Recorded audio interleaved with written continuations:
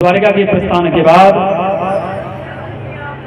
श्री आचार्य श्री सूत जी कहते ऋषियों, इधर माता उत्तरा ने एक पुत्र को जन्म दिया। वेद व्यासी आकर उसका नाम राजा परीक्षित रखे। परीक्षित का धीरे धीरे बड़े हुए। पांचों पांडव सतुपति यात्रा करने के लिए चले गए। उनका शरीर हिमालय में समाहित हो गया। कुछ क्षण के लिए श्री युधिष्ठिर जी को नरक का दर्शन करना पड़ा। अंत में युधिष्ठिर जी महाराज वैकुंठ में चले गए। आचार्य श्री सूत जी कहते ऋषियों, इधर राजा परीक्षित धीरे धीरे बड़े हुए। बड़े होने पर राजा परीक्षित का विवाह हुआ। उनकी पत्नी ने 4 पुत्रों को जन्म दिया। सबसे बड़े पुत्र का नाम है राजा जन्मेजय। एक दिन राजा परीक्षित जाकर के जंगल में गए। वहाँ गौ माता के 4 पैर, ये बैल के 3 पैर कटे हुए देखे, एक पैर मात्र शेष दिखा। गौ माता रो रही है। उनको देखकर ये कलयुग से भेंट हुई।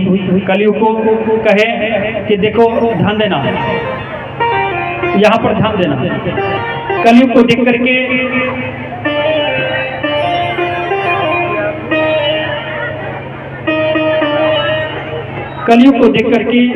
श्री राजा परीक्षित कलयुग को देख करके डांटने लगे। बोले आप चले जाओ। जब डांटे तो डांटने में श्री राजा परीक्षित को कलयुग कहा कि बोले प्रभु, मैं पूरा पृथ्वी आपका राज्य है, तो मुझे कोई जगह बताइए।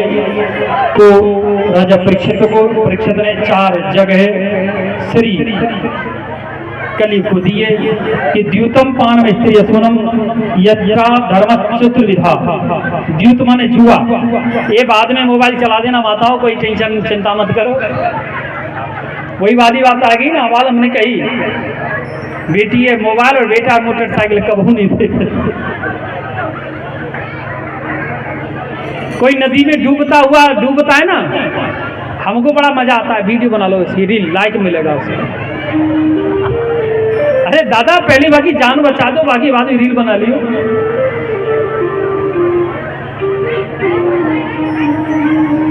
देखिए 10 मिनट में कथा को विश्राम कर देंगे। द्यूतम पानम स्त्री असून, ठीक है। द्यूत माने जुआ। जुआ जहां होता हो वहां कलयुग निवास करेगा। द्यूतम पानम, पान माने मदिरा है।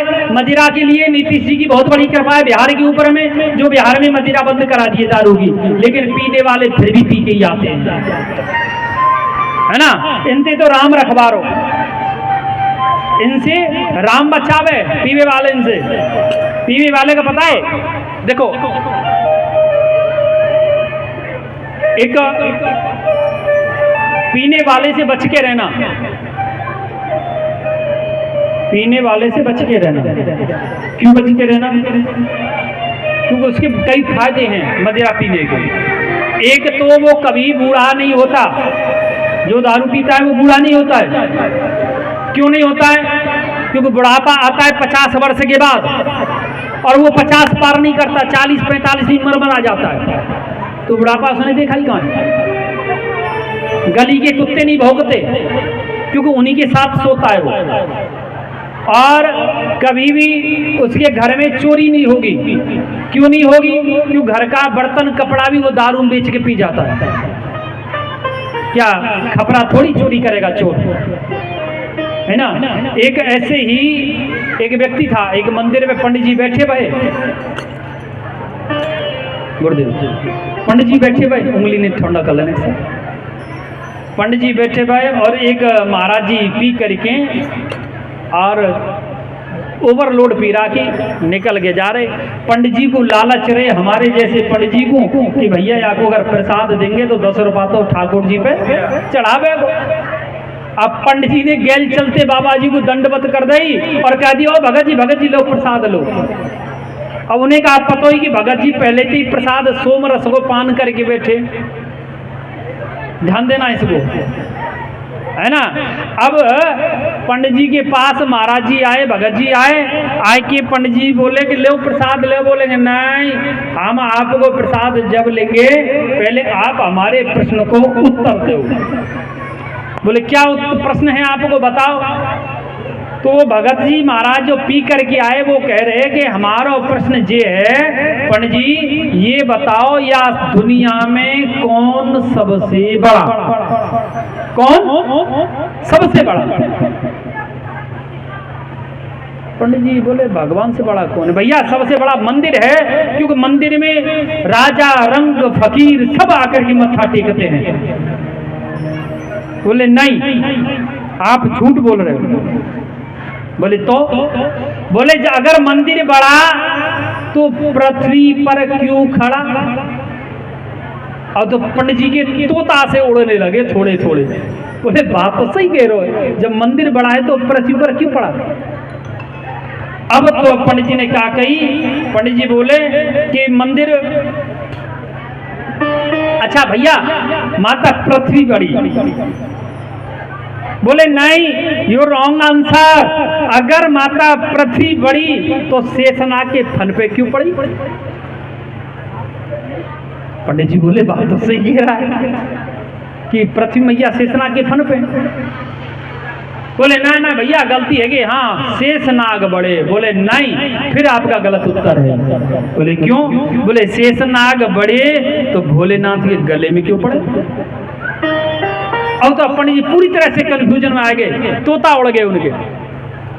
बोले भैया भोलेनाथ बड़े। बोले जब भोलेनाथ बड़े तो कैलाश पे क्यों खड़े? पंडित जी और कंफ्यूजन है। बोले बात तो सही कह रहा है। अच्छा मेरे भाई तू बता इस दुनिया में कौन सबसे बड़ा? बोले मैं बताऊं? बोले बताओ।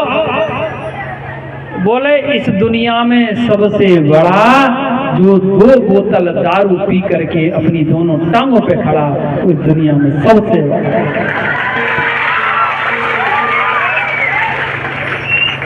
बोलिए वृंदावन बिहारी लाल की। पी करके अगर वो दोनों पैरों पे खड़ा हो जाए तो समझो वो दुनिया में सबसे बड़ा है। 1 मिनट में ताजमहल खरीद लेगा और लाल किले को बेच देगा।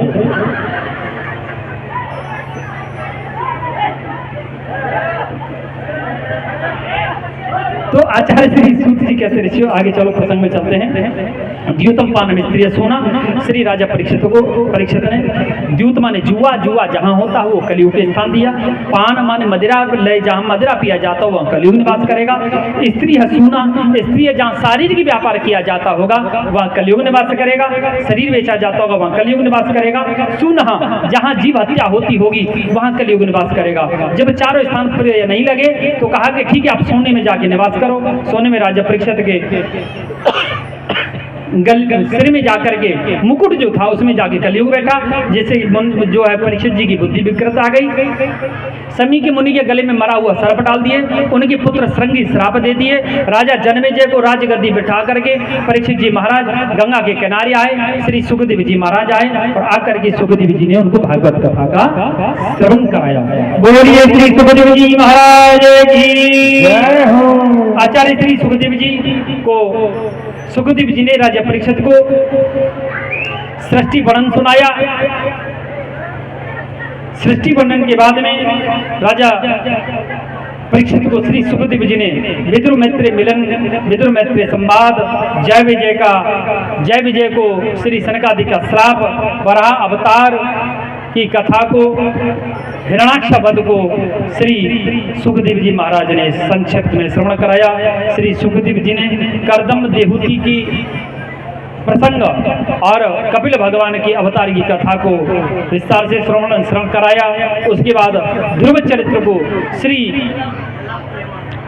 सुखदेव जी ने राजा परीक्षित को श्रवण कराया। उसके बाद प्राचीन बरी प्रसंग को श्रवण कराया। कहते हैं कि पशु न आलवेदा, ध्यान देना, पशु की बलि नहीं देना चाहिए।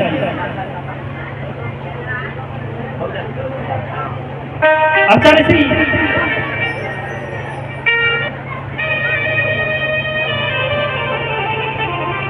महाराज उत्तानपाद के हैं राजकुमार ध्रुव, ध्रुव के हैं उत्कल, उत्कल के बैन, बैन के अंग, अंग के पृथु, पृथु के जो है पृथु के पुत्र हैं राजा प्राचीनवरी। प्राचीनवरी कहते हैं कि इतिहासी पुराणी वेद शास्त्री विधि बिना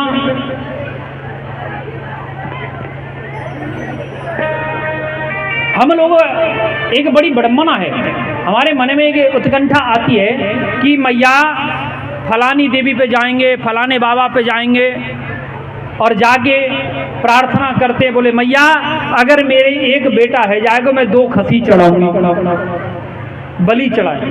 बलि होती कि नहीं? तो भैया हमको किसने अधिकार दे दिया है? कि मैं नहीं कह रहा हूं, श्रीमद् भागवत महापुराण में लिखा है पशुन्न आलवेदा। ये प्राचीन वरी जो था, प्राचीन वरी यज्ञ में यज्ञ करता चला गया। वो यज्ञ ऐसे किया कि 99वां यज्ञ चल रहा, 98 यज्ञ हो चुके हैं, 99 चल रहा है। उसने लाख लाख अश्व, हजार हजार खसी, हजार हजार भैंसा, हजार हजार ऊंट बलि चढ़ा दिया, बलि चढ़ा दिया। नारद जी आए, नारद जी ने आकर के उसको, नारद जी को प्रणाम किया, बोले आइए प्रभु आप बड़ी कृपा कर दिए, देखो मैंने 99 यज्ञ कर दिए, मैं अब बंद कर दूंगा, 100 यज्ञ नहीं करूंगा, क्योंकि जो प्राणी 100 यज्ञ करता है वो निश्चित इंद्र बन जाता है, इसलिए मैं 100 यज्ञ नहीं करूंगा, मैं जो है बंद कर दूंगा। नारद जी उसको डांटने लगे, रे दुष्ट, तू तो दुष्ट है, दुराचारी है, तूने जो बलि चढ़ाया है इसका परिणाम आपको भोगना पड़ेगा। बोले कि मैंने तो पढ़ा था पशु न आलवेदा, इसका संधि विच्छेदन कर दो व्याकरण में। पशु न माने नहीं, आलवेद माने बलि, पशु की बलि मत चढ़ाओ। कहीं नहीं लिखा है कि आप पशु की बलि चढ़ाओ। यही प्रसंग मधुबनी जिला में तू था ना, हाँ मधुबनी में चल रहा था, मधुबनी दरभंगा मधुबनी में ऐसे ही हम बोल रहे थे। वहाँ के पंडित जी महाराज के सुपुत्र बड़े विद्वान थे अपने आप में, दिल्ली में मंदिर पे कलावा बांधते थे 1100 रुपए में। हाँ वो बोले नहीं महाराज जी मेरे पास प्रमाण है बलि प्रथा का। मैंने मुझे प्रमाण दे दो, कहाँ है? 4 वेद 6 शास्त्र 18 पुराण को छोड़ करके मैं किसी और को नहीं मानता। अगर आपको कल वो कहते कि चंडी या कोई काली संगीता में या काली उसमें पूजा में लिखा हुआ है, वो तो सब हम जैसे और तुम जैसी ढोंगियों ने लिखा है उसको, लेकिन पुराण में वेद व्यासी के द्वारा किसी भी पुराण में जो है बलि प्रथा नहीं लिखा है कि अब बलि चढ़ा, कहीं नहीं लिखा है। दुर्गा सप्तशती में लिखा है, लेकिन स्पष्ट लिखा है अगर तांत्रोक्त विधि करना चाहते हैं तो बलि चढ़ाओ, क्योंकि तांत्रिक विधि जो करता है उसका कभी कल्याण नहीं होता, भूत प्रेत पिशाच योनि में चला जाता है, उसको कभी मुक्ति नहीं मिलती। और हम अपनी बेटी बेटा के फेर में, अगर मेरी बेटा हो जाएगा, बेटी हो जाएगी, मेरी संतान हो जाएगी तो खसी चढ़ाऊंगी कहाँ? बोले पूर्णिया वाली जो वो है ना कामाक्षा मैया, वहां में जाएगी काट के खोपड़ी तो मार देते मैया के पामन में फेंक के, और चमड़िया ले आते भाई बना के गट पेट में अपने में। शब्दकोश को पकड़ लो, शब्दकोश को पकड़ो, अपने आप समझ में आ जाएगा। एक बहुत बड़ा किसान था, ध्यान देना, किसान था, किसान को आदत थी जो मैयाएं चावल बनाती है ना घर में, उसका जो माड़ निकलता है, माड़ को पीता था वो। एक दिन उसकी पत्नी ने माड़ निकाला और बेटा को कहा कि बेटा जाओ पिताजी को बोल दो कि माड़ निकल गया, अन्यथा ठंडा हो जाएगा, पी ले जल्दी। बेटा गया दरवाजे पे जाकर के बेटा ने जैसे ही देखा कि वहां तो 50 आदमी बैठा है, अब मैं पिताजी से कैसे कहूँ कि माड़ पी लो? बच्चे ने शब्दकोश बदल दिया। ध्यान देना, बच्चा कहने लगा, बोले पिताजी, बोले हाँ क्या बात है? बोले धानुपुर से माड़ू राम जी आए हैं, कठवतिया घाट पर बैठे, जल्दी चल करके मिल लो अन्यथा शीतलपुर चले जाएंगे। शीतलपुर चले जाएंगे, शब्दकोश का भेद था। भागवत महापुराण में स्पष्ट लिखा है पशु न आलवेदा, पशु की बलि मत चढ़ाओ। आचार्य श्री सुखदेव कहते राजन, यहाँ प्राचीन वरी संक्षिप्त में श्रवण कराते हुए श्री सुखदेव जी महाराज आगे बढ़े, आगे जाकर के प्रियव्रत प्रतानपाद का पूरा प्रसंग श्रवण कराए। आखिरकार कहने लगे ब्रह्मा के कश्यप के हिरण्यकश्यप प्रहलाद के विरोचन के राजा बलि हैं। और जो हिरण्यकश्यप प्रहलाद चरित्र जो रह गया है, नरसिंह भगवान की कथा, समय रहा तो हम कल उसको श्रवण कराएंगे, ठीक है? अभी चरित्र तो बहुत है, गजराज चरित्र छूट गया, ध्रुव चरित्र हमने संक्षिप्त बोल दिया है, और जड़ भरत प्रसंग भी बोला ही नहीं है, कथा तो बहुत है, ठीक है। लेकिन सीधा हम बावन भगवान के जन्म में चलेंगे, बावन कथा में चलेंगे। बावन भगवान की कथा को कल हम प्रारंभ करेंगे। आज सीधा बावन भगवान की झांकी में प्रवेश करते हैं। बोलिए श्री बावन भगवान की जय हो। ये बावन भगवान को लेकर के आओ, हर की कथा सुनाने। ओ हरि की